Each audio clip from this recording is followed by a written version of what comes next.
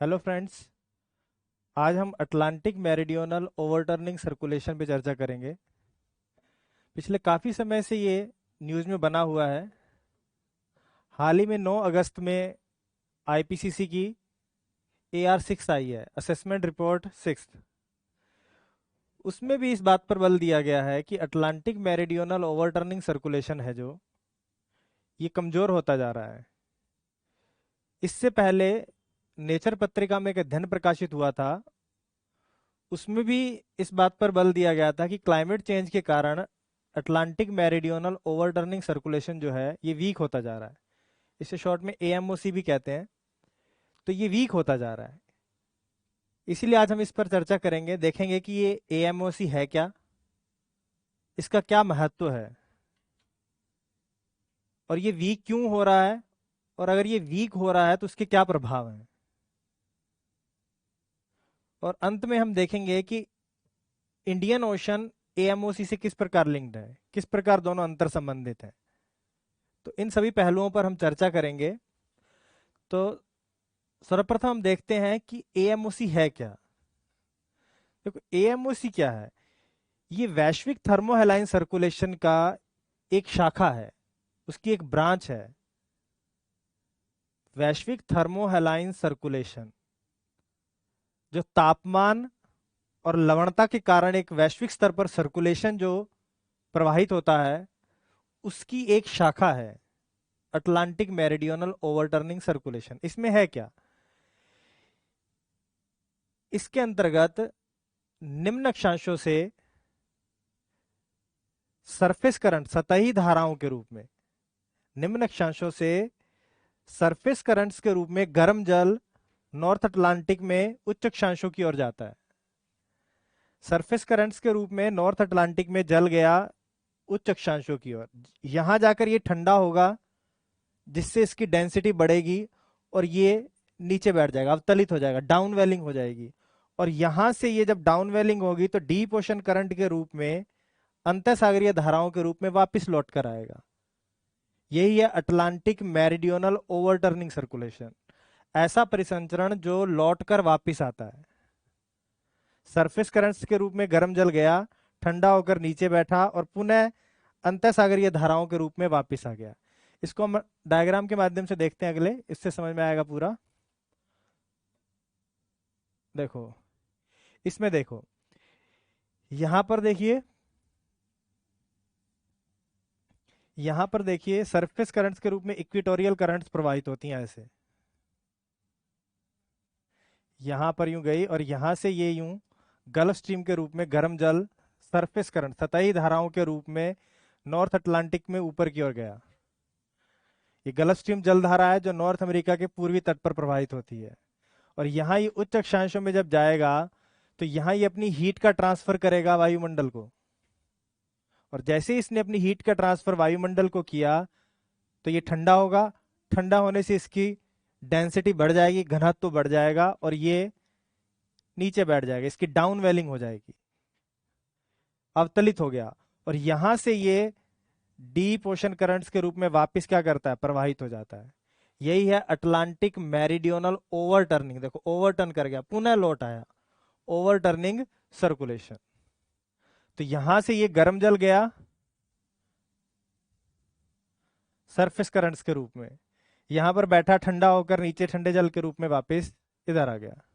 तो ये लौट के वापस आया यूं, इसीलिए इसे ओवरटर्निंग सर्कुलेशन कहा जाता है। अब देखते हैं कि ये इस परिसंचरण का कारण क्या है, क्यों ये इस तरह से वापस लौट के आता है। तो इसको हम देखते हैं।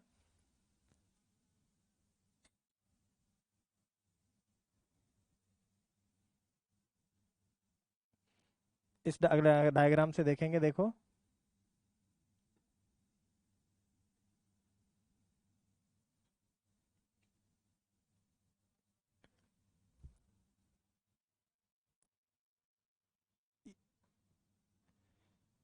इस डायग्राम से देखिए, इससे पूरा क्लियर हो जाएगा कि ये किस तरह काम करता है। देखिए, निम्न अक्षांशों से ये इक्वेटोरियल रीजन है और ये पोलर रीजन है। मान लिया ये अटलांटिक ओशन है, तो अटलांटिक ओशन का ये विषुवत रेखीय क्षेत्र है और ये ध्रुवीय क्षेत्र है। तो ये यहां पर देखिए हीट को क्या करता है, एब्जॉर्व करता है जल, उसको स्टोर करेगा, ऊष्मा का अवशोषण किया वायुमंडल से, क्योंकि ये हीट सरप्लस इलाके हैं, ये ऐसे क्षेत्र हैं जहां हीट की क्या रहती है, एक्सेस रहती है, अधिकता रहती है।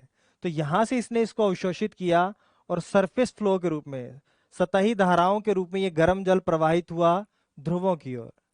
जैसे ये यहां पर पहुंचा, इसने अपनी क्या किया, हीट का ट्रांसफर किया वायुमंडल में, और हीट का जैसे ही ट्रांसफर करेगा तो इसका तापमान कम हो जाएगा, तापमान कम होने से इसका घनत्व बढ़ जाएगा, और घनत्व बढ़ने से ये नीचे बैठना शुरू करेगा। दूसरा कारण इसका, इन पोलर रीजन्स में जब आइस का फॉर्मेशन होगा, जब बर्फ का निर्माण होगा, तो इसकी लवणता बढ़ जाएगी। तो पहला रीजन था कि तापमान कम होने के कारण इसका घनत्व बढ़ा। दूसरा कारण क्या हुआ कि पोल रीजन में जब आइस फॉर्मेशन होगा तो इसकी लवणता बढ़ जाएगी। तो इन दोनों कारणों से ये जल क्या होगा, नीचे बैठना शुरू कर देगा, डाउन वेलिंग हो जाएगी, और यहां से ये वापस लौट के पुनः निम्न अक्षांशों की ओर आना प्रवाहित शुरू कर देगा। तो यहां पर ये परिसंचरण के कारण क्या है संचालित होने का, नंबर एक तापमान, और नंबर दो क्या, लवणता। तापमान के कारण ही क्या हुआ, इसकी डेंसिटी बढ़ी, और लवणता बढ़ने से भी इसकी डेंसिटी बढ़ी। तो तापमान और लवणता का इस परिसंचरण में रोल होने के कारण इसे क्या बोलते हैं, थर्मोहेलाइन सर्कुलेशन। थर्मो तापमान, हेलाइन मतलब लवणता। तो थर्मोहेलाइन सर्कुलेशन की उत्पत्ति में रोल किसका है, तापमान का और लवणता का, इसीलिए इसे थर्मोहेलाइन सर्कुलेशन कहा जाता है। तो अटलांटिक महासागर में इसे क्या करेंगे, अटलांटिक मेरीडियोनल ओवरटर्निंग सर्कुलेशन, जिसमें सरफेस करंट्स भी शामिल हैं और डीप ओशन करंट भी शामिल हैं। तो इसको अगर हम देखें वैश्विक स्तर पर ये किस प्रकार प्रभावित होता है, तो इसको इस डायग्राम से हम देख सकते हैं। देखो इसमें इसमें क्या, ये जो रेड कलर का आपको दिखाई दे रहा है ये सरफेस करंट्स हैं, गर्म जल है, और ये जो दिखाई दे रहा है ये है आपका क्या, ठंडा जल और डीप ओशन करंट्स। तो हो क्या रहा है, देखो निम्न अक्षांशों से ये गर्म जल गया उच्च अक्षांशों में सरफेस करंट्स के रूप में। यहां पर ये क्या करेगा, इसकी डाउनवेलिंग हो जाएगी, क्यों, क्योंकि यहाँ तापमान कम होने के कारण इस जल का घनत्व बढ़ जाएगा। दूसरा, आइस फॉर्मेशन से ये भी यहाँ पे क्या हो जाएगी, लवणता बढ़ जाएगी, तो ये नीचे डीप ओशन करंट्स के रूप में नीचे नीचे प्रवाहित होगा। ये निम्न अक्षांशों में आया, फिर धीरे धीरे क्या करेगा, आगे चला जाएगा, और ये यहाँ पर अंटार्कटिक महासागर के चारों तरफ जो डीप ओशन करंट है उसमें मिल जाएगा, और यहां से ये धीरे धीरे क्या करेगा, इसकी शाखाएं अन्य महासागरों में चली जाएंगी, जहां पर ये क्या होगा, धीरे धीरे सरफेस पे आ जाएगा, ये सरफेस पे आ गया, और फिर इस सरफेस करंट्स के रूप में वापस यहाँ आएगा। इसी तरह पैसिफिक ओशियन में भी ये ऐसे घूम के वापस ऊपर सरफेस करंट्स के रूप में आ जाएगा। तो देखो यहां पर डाउन वेलिंग हुई और इन जगहों पर अप वेलिंग हो गई।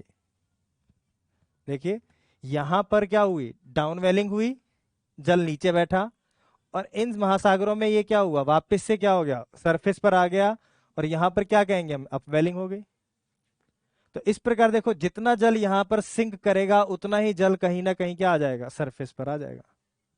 तो एक बैलेंस बना रहता है। तो ये वैश्विक क्या है, थर्मोहेलाइन सर्कुलेशन है। उसकी एक शाखा है ये AMOC, अटलांटिक मेरीडियोनल ओवरटर्निंग सर्कुलेशन। ये कन्वेयर बेल्ट मॉडल है जो वैश्विक स्तर पर काम करता है, उसका बस एक ब्रांच है ये। लेकिन अगर ये वीक होता है, ये कमजोर होता है, तो इसका प्रभाव क्या करेगा, सारे वैश्विक स्तर पर देखने को मिलेगा। क्योंकि संचालित कहां से हो रहा है, ये यहां से, जल बैठ कहां से रहा है, यहां से, दूसरा इन जगहों पे। तो अगर ये इस तरह से संचालित होगा, अगर ये वीक होगा, तो सारे वैश्विक स्तर पर क्या होगा, इसका प्रभाव देखने को मिलेगा। तो ये जो AMOC है ये समय के साथ क्या होता जा रहा है, वीक होता जा रहा है। तो इसका हम कारण देखते हैं कि ये वीक क्यों हो रहा है। देखो इसके वीक होने का कारण क्या है, अभी हमने पढ़ा कि यहां पर तापमान कम होने के कारण जल की लवणता और उसके घनत्व में वृद्धि होती है, जिससे वो नीचे बैठ जाता है। यहां पर जब ये गर्म जल पहुंचता है तो यहां पर वो हीट का ट्रांसफर करता है वायुमंडल को, जिससे इसका तापमान क्या हो जाता है, कम हो जाता है, डेंसिटी बढ़ जाती है। दूसरा, आइस फॉर्मेशन से इसकी लवणता बढ़ जाती है और ये नीचे बैठ जाता है। अब हो क्या रहा है कि इन क्षेत्रों में ग्लोबल वार्मिंग के कारण आइस मेल्टिंग हो रही है। जो यहाँ पर आर्कटिक क्षेत्र है, ग्रीनलैंड क्षेत्र है, ये जो पूरे का पूरा एरिया है, इस क्षेत्र में क्या हो रहा है, आइस की मेल्टिंग हो रही है ग्लोबल वार्मिंग से, जिससे यहाँ पर स्वच्छ जल की आपूर्ति बढ़ गई है। यहाँ पर आइस के मेल्टिंग से स्वच्छ जल की आपूर्ति यहाँ बढ़ गई है। अब स्वच्छ जल की जब आपूर्ति बढ़ेगी तो इसकी डेंसिटी, घनत्व क्या हो जाएगा, कम हो जाएगा। जल हल्का रहेगा, ये नीचे बैठ ही नहीं पाएगा। यहां पर जल बैठने का कारण क्या था कि इसका घनत्व बढ़ जाता है और जल नीचे बैठ जाता है। अब हो क्या रहा है, इस मेल्टिंग की वजह से स्वच्छ जल की आपूर्ति बढ़ गई। आपूर्ति बढ़ने से जो इसकी डाउन वेलिंग हो रही थी उसकी स्पीड कम हो गई है, जिसकी वजह से क्या होगा, ये वीक होगा। जब यहां से नीचे ही कम बैठेगा तो इन जगहों पर पहुंचेगा भी कम। तो इस प्रकार ये वीक होगा। तो क्या हो रहा है, इसका कारण क्या, ग्लोबल वार्मिंग। पहले भी ये वीक हुआ है, ऐसा नहीं है कि नहीं है, उसके कारण प्राकृतिक थे। जैसे प्लीस्टोसीन काल, आइस एज में क्या हुआ, जब पूरा आइस का फॉर्मेशन हुआ तो ये रुक गया, ये वीक हो गया था। लेकिन अब क्या हो रहा है, अब पुनः क्या हो रहा है, ये एंथ्रोपोजेनिक कारण से कमजोर होता जा रहा है। दोनों के कारणों में अंतर है, पहला प्राकृतिक था, अब मानव जनित कारण है। पिछले 100-200 वर्षों में ये कमजोर होता जा रहा है। तो ग्लोबल वार्मिंग बढ़ रही है जिसकी वजह से ये कमजोर हो रहा है। अब हम देखते हैं इसका महत्व क्या है। इसका महत्व देखने के लिए हम इसके पिछले डायग्राम पे जाएंगे, देखते हैं उसमें। इस डायग्राम में देखो, ये डायग्राम सब क्लियर कर देगा कि इसका क्या महत्व है, सिग्निफिकेंस क्या है। देखो, सबसे पहले तो देखो, ये इलाके जो हैं यहाँ पर ऊष्मा की अधिकता है, निम्न अक्षांशीय क्षेत्र है, जहाँ सौर तप की अधिक मात्रा प्राप्त होती है, जिससे ये क्या है, इलाके यहाँ पर हीट की एक्सेस है, अधिकता है। तो ये क्या करेगा, यहां से हीट का ट्रांसफर करता है उच्च अक्षांशों की ओर। इस प्रकार ये क्या कर रहा है, अक्षांशीय ऊष्मा संतुलन को बनाए रखता है। यहां से हीट का ट्रांसफर क्या कर रहा है, पोल्स में कर रहा है। तो इस प्रकार ये क्या करेगा, अक्षांशीय तापीय संतुलन को बनाए रखता है। सबसे महत्वपूर्ण काम इसका जो। इसके पश्चात देखो, ये यहां पर इसकी क्या हो रही है, डाउनवेलिंग हो रही है। तो यहां पर कैसा जल है, ठंडा जल है। तो जो ठंडा जल होता है उसमें ऑक्सीजन की जो घुलनशीलता है वो ज्यादा होती है। ठंडे जल की ऑक्सीजन को धारण करने की क्षमता अधिक होती है। तो ये जो ठंडा जल है जब नीचे की ओर बैठेगा तो ऑक्सीजन को कहां लेके जाएगा, नीचे। समुद्र के गहरे भागों में, महासागरों के गहरे भागों में ऑक्सीजन की क्या करेगा, आपूर्ति करेगा, जिससे यहां पर जीवन क्या हो पाएगा, संभव हो पाएगा। तो महासागरों के गहरे भागों में ये जीवन को क्या बनाता है, संभव बनाता है। इसके बाद देखिए, इसके साथ साथ ये क्या करता है, ठंडा जल CO2 को भी क्या करता है, अधिक धारण कर सकता है। गर्म जल की तुलना में ठंडा जल कार्बन डाइऑक्साइड को अधिक मात्रा में धारण कर सकता है। तो ये क्या करता है, वायुमंडल से CO2 को अवशोषित करके निचले भागों में ले जाता है, जहां ये हजारों वर्षों तक नीचे क्या रहती है, ट्रैप रहती है। तो ये वायुमंडल से ऑक्सीजन को भी कम करता है, प्लस इस ऊपरी सरफेस में भी CO2 की सांद्रता को क्या कर देगा, कम। क्योंकि यहां से CO2 को कहां ले गया, नीचे। ओशन की ऊपरी लेयर में CO2 की सांद्रता को क्या कर देगा, कम। यहां से CO2 को डिसॉल्व किया, सॉरी, अवतलित किया और यहां नीचे ले गया। तो इस लेयर में भी CO2 की मात्रा को क्या करेगा, कम करेगा। नेक्स्ट देखिए, देखो इन क्षेत्रों में जब अपवेलिंग होगी, यहां डाउनवेलिंग हो रही है, यहां पर जब सरफेस पे पुनः ऊपर आएगा, तो जैसे अपवेलिंग कहते हैं, तो नीचे से ये क्या करेगा, पोषक तत्वों को सरफेस पर लेकर आएगा। देखो, ये यहां से यूं आया, जब ये ऊपर आएगा तो नीचे से जितने भी पोषक तत्व हैं उनको सरफेस पर लेकर आएगा, जिससे यहां पर क्या होगा, पोषक तत्वों की अधिकता और सरफेस पर न्यूट्रिएंट्स की मात्रा को बनाए रखता है। यहां से ये यहां पहुंचा, इसके बाद जो पोषक तत्व होंगे आगे इनका वितरण हो जाएगा। देखो, यहां से ये सरफेस पर लाया और फिर सरफेस करंट्स के रूप में इसका महासागरों में वितरण हो जाएगा। तो सरफेस जो वाटर है उसमें पोषक तत्वों की क्या करता है, उपलब्धता को बनाए रहता है, जिससे इस लेयर में भी ये जीवन को क्या करता है, हेल्प करता है कि इसमें जीवन बना रहता है, बायोडायवर्सिटी बनी रहती है। कारण क्या है, क्योंकि ये क्या करता है, पोषक तत्वों की आपूर्ति करता है सरफेस लेयर में। इसके बाद देखिए, इसके बाद ये क्या करता है, वैश्विक जलवायु में भी इसका एक महत्वपूर्ण रोल ये है कि नॉर्थ वेस्टर्न जो यूरोप है, नॉर्थ वेस्टर्न यूरोप, देखो इन क्षेत्रों में, यहां देखो ये गल्फ स्ट्रीम के रूप में ये गर्म जल यहां गया, देखो ये गल्फ स्ट्रीम है, यहां से ये गर्म जल नॉर्थ वेस्टर्न यूरोप में पहुंचा। तो यहां पर ये गर्म जल की आपूर्ति करके, यहां पर ये गर्म जल की आपूर्ति करके मौसम को सम बनाए रखता है। अगर ये जल, ये गर्म जल यहां ना पहुंचे तो ये बहुत ही ठंडे हो जाएंगे और यहाँ वर्षा की मात्रा भी क्या हो जाएगी, बहुत कम हो जाएगी। तो यहाँ ये जलवायु को क्या बनाए रखता है, अनुकूल बनाए रखता है। देखो हीट का ट्रांसपोर्ट कर रहा है, यहाँ पर जलवायु को बेहतर बना रहा है, पोषक तत्वों का क्या कर रहा है, वैश्विक स्तर पर वितरण कर रहा है, उष्मा तापीय उष्मा संतुलन बनाए रखता है। इसके अलावा देखो ये क्या करेगा, इसके अलावा ये जल की मिक्सिंग करता रहता है। ये जल में क्या करता है, मिक्सिंग, देखो कैसे, यहां पर डाउन वेलिंग हो रही है, यहां पर अप वेलिंग हो रही है, यहां पर इस तरह से जा रहा है जल क्षैतिज रूप में। तो इसमें देखो पूरे जल की गति हो रही है। इस परिसंचरण तंत्र में पूरा का पूरा महासागरीय जल शामिल है। इसमें इसकी ऊर्ध्वाधर गति भी है, क्षैतिज गति भी है। तो ये जल की क्या करता रहता है, मिक्सिंग करता रहता है। इससे जो डेड जोन है, मृत क्षेत्र है, उनकी संभावना को ये क्या करेगा, कम करेगा। तो ये इसका सिग्निफिकेंस है, इसका महत्व है। अब इसका उल्टा देख लें जरा, कि अगर ये वीक होगा, कमजोर होगा, तो क्या होगा, इसी डायग्राम से क्लियर हो जाएगा जो भी मैंने बताया। जितना भी मैंने इसके सिग्निफिकेंस बताया, अगर मैं उल्टा कर दूं तो वो सारे के सारे क्या है, इसके इसके वीक होने के प्रभाव हैं। देखो कैसे, सबसे पहला देखते हैं, देखो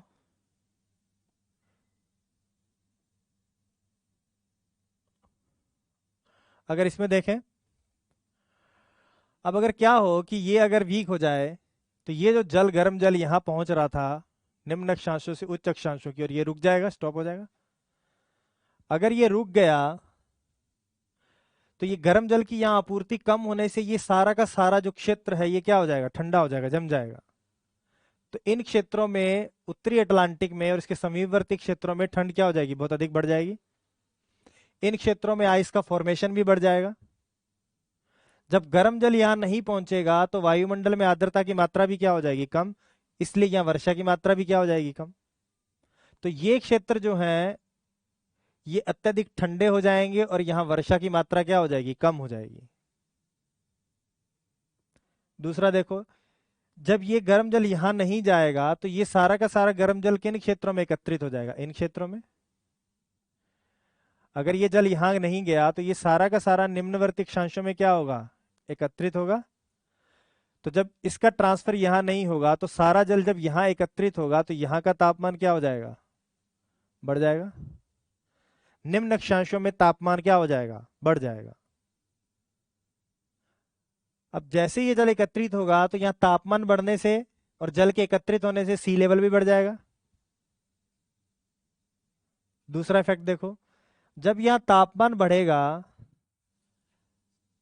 तो वायु की जल वाष्प धारण करने की क्षमता भी क्या हो जाएगी, बढ़ जाएगी। जब एयर का तापमान बढ़ेगा, जब तापमान बढ़ेगा तो उसकी क्या हो जाएगी, जल वाष्प धारण करने की क्षमता भी बढ़ जाएगी, उसमें जल वाष्प की मात्रा भी ज्यादा होगी। जब जल वाष्प की मात्रा ज्यादा होगी तो हरिकेन्स की जो तीव्रता है, उष्णकटिबंधीय चक्रवातों की जो तीव्रता है और उसकी जो आवृत्ति है वो भी क्या हो जाएगी, बढ़ जाएगी। तो इन क्षेत्रों में उष्णकटिबंधीय चक्रवात जो हरिकेन्स होते हैं उनकी आवृत्ति और तीव्रता में भी क्या होगी, बढ़ोतरी होगी। कारण क्या है, तापमान बढ़ा, तापमान बढ़ेगा तो जल धारण करने की क्षमता बढ़ेगी, जल धारण करने की क्षमता बढ़ेगी तो जल वाष्प की मात्रा अधिक होगी, मात्रा अधिक होने के कारण क्या होगा, इसमें उसे ऊर्जा मिलेगी। तो हरिकेन्स को जब ऊर्जा अधिक मिलेगी तो उनकी आवृत्ति और तीव्रता में भी क्या होगी, बढ़ोतरी होगी। और ये आसपास के क्षेत्र क्या होंगे, अधिक प्रभावित होंगे, किससे, हरिकेन से। इसके अलावा देखो, इसके अलावा पुनः उसी डायग्राम पर चलते हैं। देखो ये वाला, अगर अब क्या होगा कि ये वीक हो जाएगा तो डाउन वेलिंग कम होगी। अगर ये कम होगी तो नीचे CO2 का जो अभी जा रही थी, ट्रैप हो रही थी, वो कम हो जाएगी, अर्थात इस अपर लेयर में CO2 की सांद्रता बढ़ जाएगी। अगर इसमें सांद्रता बढ़ेगी तो सागरीय अम्लीकरण बढ़ेगा, सागरीय अम्लीकरण, ओशन एसिडिफिकेशन क्या हो जाएगा, बढ़ जाएगा। तो अपर लेयर में CO2 की सांद्रता बढ़ने से ओशन का क्या होगा, एसिडिफिकेशन बढ़ेगा। क्यों? क्योंकि जब ये डाउनवेलिंग नहीं होगी तो ये सारी की सारी CO2 अपर लेयर में ही रहेगी। इसके अलावा देखो, CO2 के साथ साथ ये जब डाउनवेलिंग कम होगी तो ऑक्सीजन की सप्लाई भी क्या होगी, आपूर्ति भी नीचे की ओर कम हो जाएगी। तो महासागर के गहरे भागों में क्या होगा, ऑक्सीजन की आपूर्ति कम होने से यहां जीवन भी क्या हो जाएगा, कम हो जाएगा। तो इस गहरे भागों में जीवन को बनाए रखने के लिए क्या आवश्यक थी, ऑक्सीजन। तो वो ऑक्सीजन सप्लाई कम होगी, आपूर्ति कम होगी, तो यहाँ जीवन भी क्या हो जाएगा, बहुत कम हो जाएगा, बायोडायवर्सिटी कम हो जाएगी इन क्षेत्रों की। इसके अलावा देखो, ये जब यूं इस तरह से आएगा तो ये मिक्सिंग भी करता था। तो मान लो इस क्षेत्र में कोई डेड जोन बना, मृत क्षेत्र, जहां ऑक्सीजन की क्या, डेड जोन कैसे क्षेत्र है, मृत क्षेत्र ऐसे हैं जहां ऑक्सीजन की क्या होती है, बहुत कमी होती है। तो अगर मैं मान लूं इन क्षेत्रों में कहीं यहाँ या यहाँ डेड जोन का निर्माण हुआ, तो ये जब डीप ओशन करंट के रूप में आ रही थी, इसमें ऑक्सीजन थी, तो ये इसके साथ जब आएगा तो मिक्सिंग कर देगा, स्वच्छ जल की आपूर्ति, सॉरी, ऑक्सीजन युक्त जल की आपूर्ति कर देगा। यहाँ जब ऑक्सीजन युक्त जल की यहाँ आपूर्ति कर देगा तो ये मृत क्षेत्र नहीं बनेंगे, कम बनेंगे। लेकिन अगर क्या हो कि ये मिक्सिंग रुक जाएगी तो मृत क्षेत्र भी बढ़ जाएंगे। तो ये इसका क्या है, एक रोल भी है। और अगर ये वीक होगा तो इनके क्या होंगे, परिणाम विपरीत होंगे। जो इसके पॉजिटिव है वो धीरे धीरे नेगेटिव में बदलते चले जाएंगे। देखो दूसरा, देखो इसी डायग्राम से हम देख रहे थे कि ये हीट को क्या करता है, वितरित करता है। तो निम्न अक्षांशों से हीट को अवशोषित करता है और उच्च अक्षांशों की ओर लेके जाता है।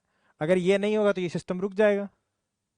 तो ये अगर गर्म जल यहाँ नहीं जाएगा तो ये अत्यधिक क्या हो जाएंगे, ठंडे हो जाएंगे, और ये अत्यधिक क्या हो जाएंगे, गर्म हो जाएंगे।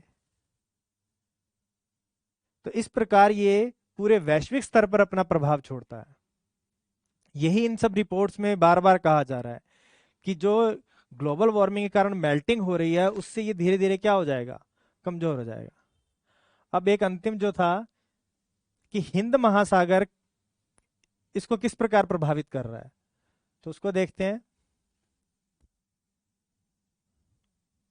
देखो इस डायग्राम से समझ लेते हैं। देखो ये हिंद महासागर है, तो इसमें यह भी कहा गया है एक रिपोर्ट में कि जो जो हिंद महासागर है ये लगातार गर्म हो रहा है तेजी से। तो जैसे ये तेजी से गर्म होगा तो यहाँ क्या होगा, वाष्पीकरण ज्यादा होगा, टेम्परेचर बढ़ेगा, तो वाष्प इवेपोरेशन भी ज्यादा होगा।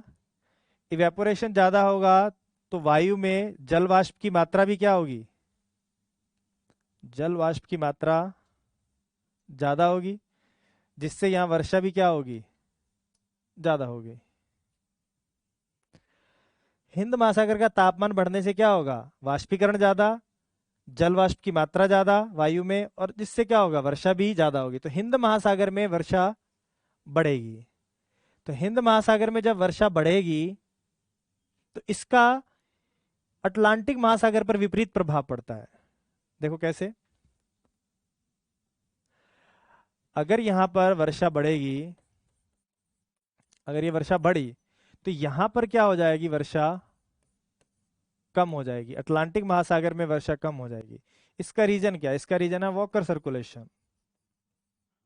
Walker circulation. वॉकर सर्कुलेशन के कारण इसके माध्यम से इनका दोनों का टेली कनेक्शन है, दूरवर्ती संबंध है इन दोनों का, इसका इसके साथ। अगर सिंपल शब्दों में ये कहूं, अगर यहां पर टेम्परेचर बढ़ेगा तो इस और हवाएं चारों तरफ से इसकी ओर आना शुरू करेंगी। सिंपल शब्दों में, साधारण शब्दों में कहूं तो अन्य महासागरों से हमने इस तरफ आएंगे अगर इसका टेम्परेचर बढ़ता है तो।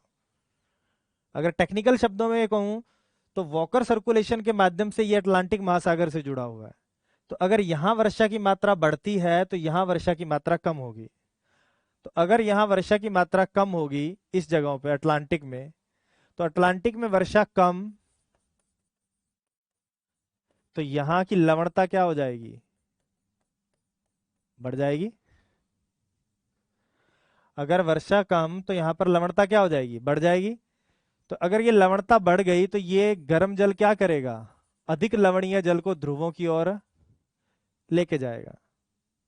देखो यहां पर वर्षा ज्यादा तो यहां वर्षा कम तो यहां लवणता बढ़ेगी। तो अधिक लवणीय जल क्या कर रहा है, उच्च अक्षांशों की ओर जाएगा। तो ये अधिक लवणीय जल है, ये तेजी से ठंडा होता है स्वच्छ जल की तुलना में। तो ये अधिक लवणीय जल तेजी से ठंडा होगा और ये तेजी से क्या करेगा, नीचे बैठ जाएगा। अधिक लवणीय जल जब यहां जाएगा तो वो तेजी से ठंडा होता है और इसकी डेंसिटी बढ़ेगी तो वो क्या करेगा, उसकी डाउनवेलिंग होगी, उसकी डाउनवेलिंग बढ़ जाएगी। अगर उसकी डाउनवेलिंग बढ़ेगी तो ये अटलांटिक मेरिडियनल ओवरटर्निंग सर्कुलेशन जो है वो क्या करेगा, उसकी इंटेंसिटी बढ़ जाएगी। देखो अगर ये इसकी डाउनवेलिंग बढ़ेगी तो अटलांटिक मेरिडियनल ओवरटर्निंग सर्कुलेशन की तीव्रता क्या हो जाएगी, बढ़ जाएगी। इसको इस रूप में देख सकते हैं। देखो इसको दूसरे डायग्राम से देखते हैं दोबारा।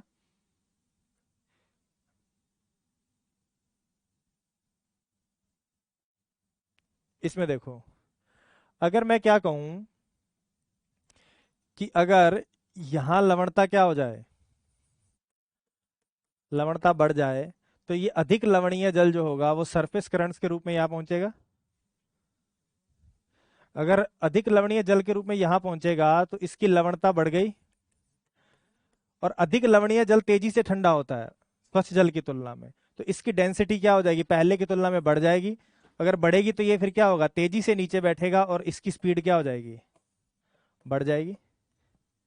तो इस प्रकार हिंद महासागर की जो वार्मिंग है, जो उसका जो गर्म हो रहा है, उसका अटलांटिक मेरिडियोनल ओवरटर्निंग सर्कुलेशन पर पॉजिटिव इफेक्ट है।